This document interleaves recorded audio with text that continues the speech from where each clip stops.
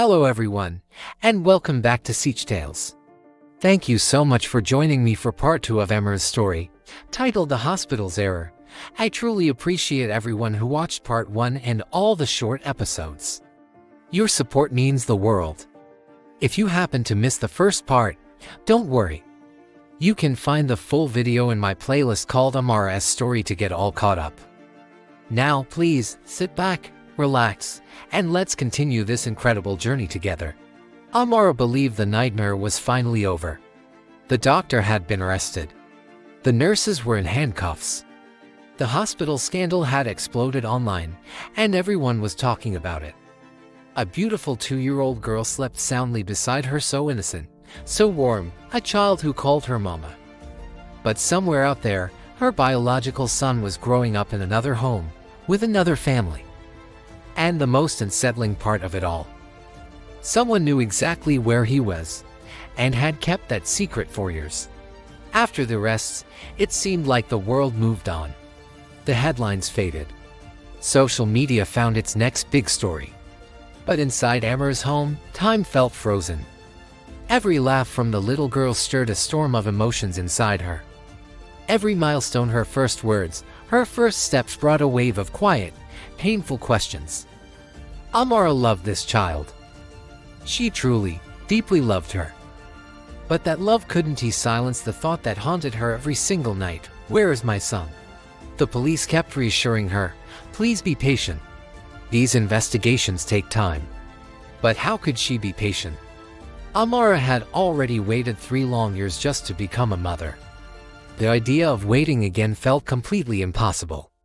So, she did the one thing that mothers so often do. She listened to her heart, she prayed daily, and she held onto a sliver of hope, refusing to let it go. Weeks turned into a month, and the detectives decided to review the hospital's security footage one more time. Not the main recordings that everyone had already seen, but the overlooked files from the secondary cameras. There, they found it. At exactly 12:17 a.m., just minutes after Amara had given birth, a side door creaked open.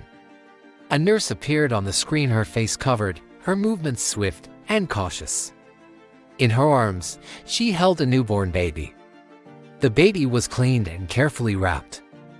She exchanged a few quiet words with the doctor and another nurse who were attending to Amara, who was still unconscious from the delivery.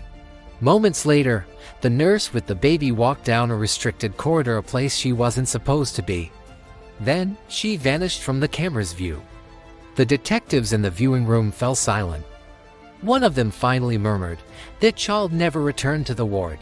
They began to trace her steps, digging deeper. The hospital logs didn't align with the footage. The official records were filled with inconsistencies. Timestamps that were clearly altered raised even more questions. And through it all, one name kept resurfacing: Nurse Lydia. When they brought Lydia in for questioning, she denied everything. She insisted she had no involvement.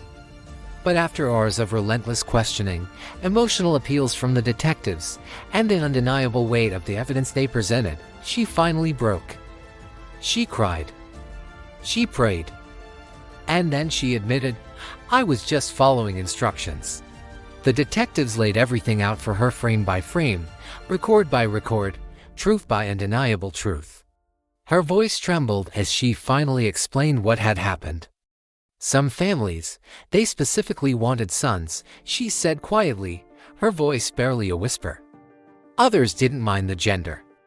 But the requests, they were very clear. The room went completely still as the weight of her words sank in. She revealed that Amara's baby boy had been placed with a couple who already had daughters and were desperate for a son. They were told, Lydia said, her voice filled with shame. They knew he wasn't theirs. They knew, with no other choice, and with the truth finally cornering her, she provided the address. The journey to that house felt endless for Amara. She sat in the back seat of the car, holding the little girl close. The child could sense the tension and confusion, clinging to the only mother she had ever known. When they finally arrived, the house was calm and well kept. It had neat blue gates, a perfectly manicured lawn, and children's toys scattered outside. Inside that peaceful-looking house was her son. The door opened, and there he was, a 2-year-old boy.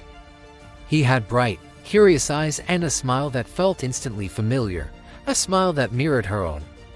In that moment, Amara felt all her strength begin to waver. The woman holding the boy froze, her face turning pale. "Please," she said quickly, her voice full of panic. "He's our son." Amara took a step forward, her voice trembling but steady with a mother's resolve. "I carried him.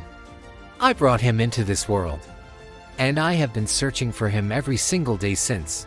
Tears streamed down her face as she reached a hand toward her child. The detectives had to intervene. They presented the DNA confirmation, the falsified hospital records, the clear testimonies. It was all undeniable.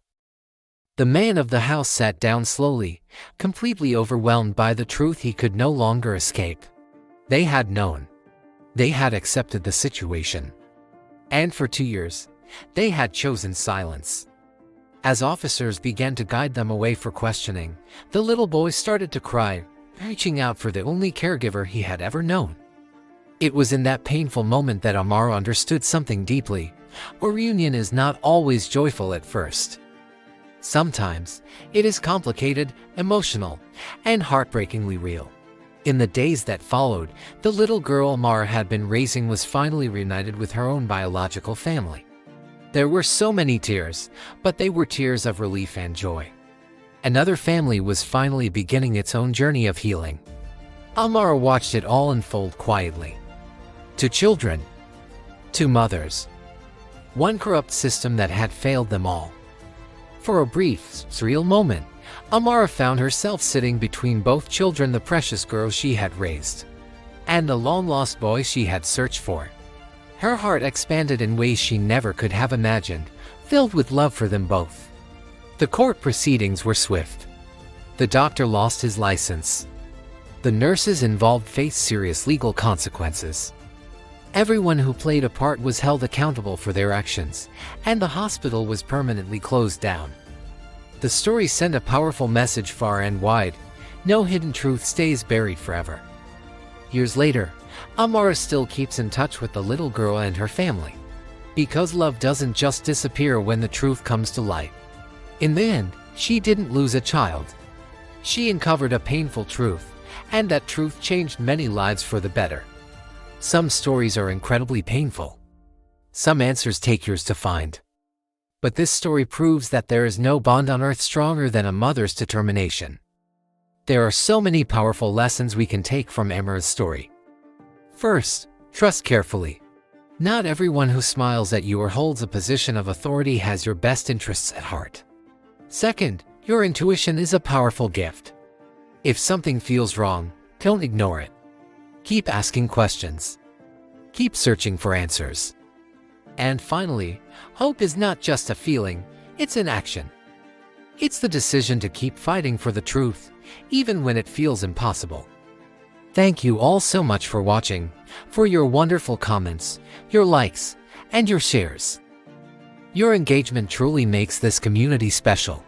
To all my new viewers, if you enjoyed this story, please consider subscribing to Siege Tales, and don't forget to follow, like, and share for more stories that touch the heart and make you think.